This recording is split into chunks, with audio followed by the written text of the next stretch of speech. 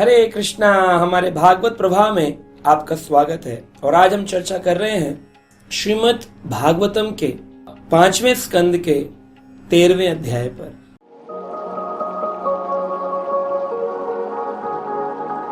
जहां पर जड़ भरत और राजा रहुगुण की कथा का ये अंतिम भाग आज हम चर्चा कर रहे हैं। राजा रहुगुण को जब जड़ भरत जी ने पूर्ण ज्ञान दिया तो अंतिम ज्ञान क्या दिया, ये अंतिम उपदेश क्या थे, ये याद रखिए। अंतिम उपदेश जड़ भरत जी के वो हमें सुनने चाहिए।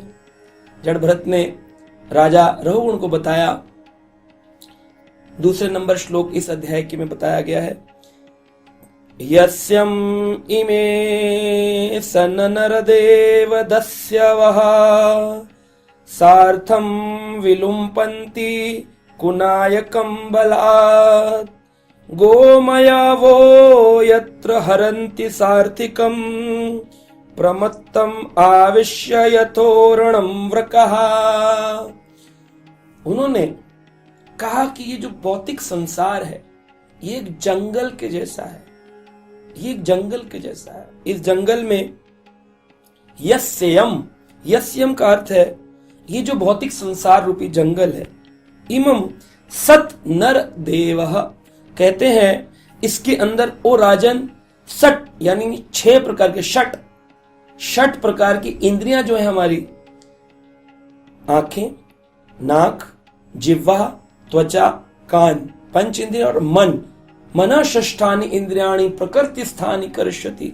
इस पूरी प्रकृति में हमको ये 6 इंद्रियां घुमाती हैं। ये 6 इंद्रियां विलुम्पन्ति का शब्द का अर्थ है लूट रही हैं हमको ये इंद्रियां इस जंगल के अंदर।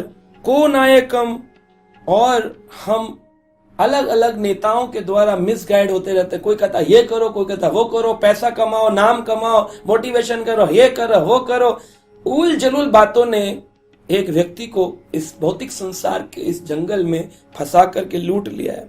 कैसे लूटा है? बलात् शब्द का अर्थ है बलपूर्वक। बलात् गोमयवः यत्र हरन्ति वो हर लेते हैं हमारा सब कुछ, हमारा सुख। और इस संसार में वो व्यक्ति दुखी रहता है। इस भौतिक संसार में कोई व्यक्ति जब तक वो भौतिक धारणाओं से परे नहीं आएगा वो दुखी रहेगा, क्योंकि ये भौतिक संसार, मॉल, पिक्चर, टीवी, मोबाइल, पिक्चरें, गाने, घूमना, ये सब एक जंगल की तरह बताया गया। जीवात्मा जो शुद्ध है भगवान के धाम से नीचे गिरकर इस जंगल में फंस जाती है। फंस करके 6 इंद्रियां उसको लूटना प्रारंभ करती हैं। और हमारे जो एक जीव अगर जंगल में फंस गया हो तो लोमड़ी, भेड़िए, अलग अलग प्रकार के मांसाहारी जानवर, वाइल्ड एनिमल्स उस पर आक्रमण करते हैं। तो हमारे जो हमें आसपास मिलने वाले रिश्तेदार, परिवार, मित्र, परिजन हैं, इनको जंगली पशु बताया गया जो कि हमारे पर आक्रमण करते हैं। जी बेटे की कितने परसेंटेज आए हैं जी इस बार? 99 आए जी। ओ हो 1% तो कम आए ना, 100 तो नहीं आए ना। दुख देंगे, कभी आपके सुख में सुखी नहीं होंगे। इस संसार का नियम है। इस प्रकार से यहां पर एक काला छिद्र भी है बताया गया है, जिसमें लोग आकर के जब जंगल में हाथी पकड़ना हो तो जंगली लोग क्या करते हैं, वहां पर एक बड़ा सा गड्ढा बनाते हैं, उस पर घास रख देते हैं, सामने एक नकली हथनी दिखाते हैं और हाथी उस हथनी के पीछे भागता है जो कि कपड़े के ऊपर होती है या कागज के ऊपर होती है। और वो उसको देखकर आकर्षित हो जाता है और उस कागज नुमा हथनी को देखकर पीछे भागता है और भागते भागते उस घास के गड्ढे में गिर जाता है और इस तरह वो पकड़ लिया जाता है रस्सियों के द्वारा और लोहे की चेन के द्वारा। हम लोग भी इस संसार में सुख की कामना करते करते काले गड्ढे के अंदर गिर गए हैं, जिसे हम अपना घर कह रहे हैं। ब्लैक होल, इसको काला छिद्र बताया है। रोज लड़ाई झगड़े करके सोते हैं, सुबह उठ करके फोटो खिंचाते सोचते हैं हम बहुत अच्छे हैं, है ना। आधार कार्ड पे जो फोटो है, लाइसेंस पे जो फोटो है, जो वोटर कार्ड पे फोटो है, वो असलियत है। फेसबुक के ऊपर, इंस्टाग्राम के ऊपर फिल्टर वाला फोटो है वैसे ही असली जीवन कुछ और है, नकली जीवन को। और हमें आदत हो गई है फेक वर्ल्ड में रहने की। बिना फिल्टर के हम फोटो नहीं खींच करके तैयार होते। हमें आदत है अपने आप को झूठा पहले खुद मानने की और फिर झूठा दुनिया के सामने प्रस्तुत करने की। जड़ भरत ने रहुगुणों को शिक्षा दी कि इस जंगल से निकलो, एक जीवात्मा इस जंगल में लुट रही है, उसको अनेक अनेक लोग गलत गलत बातें, निंदा, चुगली के द्वारा उसको घृणा की दृष्टि से देख रहे हैं, फिर भी वो अपने आप को बड़ा सुखी मान रहा है। दुखे च सुखे मानिनः, दुख को सुख मान रहा है। विभिन्न प्रकार की बीमारियां उसको घेर लेती हैं। विभिन्न प्रकार की बीमारियों में वो डॉक्टरों के पास जाता है। एक व्यक्ति हमें मिले थे, कहते हैं मैं बहुत रईस हूं, मेरा लाख रुपए महीने का तो खर्चा डॉक्टरों पर हो जाता है।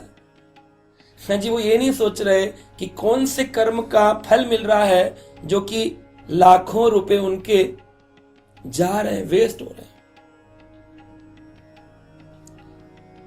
और इस प्रकार जब वो सुख की कामना करता है और सुख न मिलने पर लैमेंट करता है, रोता है, लेकिन रोते वक्त भी वो सोचता है काश मुझे सुख मिल जाए। हस्बैंड वाइफ सेपरेट हो जाएंगे, झगड़े कर लेंगे, 1-1.5 साल गुजरेगा, दोनों के अंदर इच्छा जागृत होगी, वो स्त्री कोई और पुरुष ढूंढ लेगी और ये पुरुष उसी स्त्री की कामना करेगा और फिर पीछे जाएगा, लात खाएगा, वो गेट बंद कर देगी, गालियां देगी, डाइवोर्स मांगेगी, ये फिर भी उसके पीछे भागेगा। या स्त्री पुरुष के पीछे भागेगी, पुरुष मना कर देगा, फोन बंद कर देगा, ये कर देगा, लड़ाई कर लेगा। कैसा संसार है ये। इतने दुख में जी रहे हैं फिर भी कामना है, वो मेरी पत्नी है, वो मेरा पति है। अरे किसी का कोई संबंध नहीं है। लोग बोलते 7 जन्म के फेरे कहाँ, इसी जन्म में तो पूरे नहीं चल पा रहे फेरे लोगों के। 7 जन्म के कहाँ है? कोई 7 जन्म का नहीं है। ये 2 प्रकृति में जीवात्माएं आती हैं और एक दूसरे के साथ प्रकृति उनको संबंध बनाती है ताकि वो एक दूसरे के दुखों को बढ़ाएं। यानी मान लीजिए मैंने कोई पूर्व जन्म में पाप किए हो तो मेरे जीवन में एक व्यक्ति आएगा जो मेरे पापों का फल देने के लिए मेरे सामने आया है। ऐसा है ये संसार, जंगल जैसा। उस फॉरेस्ट में रह रहे हैं, फॉरेस्ट से निकलना नहीं चाह रहे। ये बात जड़ भरत ने रहुगुण को बताई और कहा महाराज निकलिए, राजा नहीं है आप एक जीवात्मा हैं। शरीर छूट जाएगा, ये राज्य समाप्त हो जाएगा, कुछ नहीं, आपके साथ एक रानी एक पुत्र नहीं जाने वाला। तब रहुगुण के अंदर हृदय में वह वैराग्य उत्पन्न हुआ, वह कृष्ण भक्ति उत्पन्न हुई और तभी वो कपिल मुनि आश्रम की ओर चले गए। और जड़ भरत महाराज इस प्रवचन को देने के बाद अपने ब्रह्म चिंतन में, पर ब्रह्म के चिंतन में, कृष्ण चिंतन में एक दिशा में चले गए और उसके बाद ये लीला यहीं समाप्त हो जाती है। हरे कृष्णा।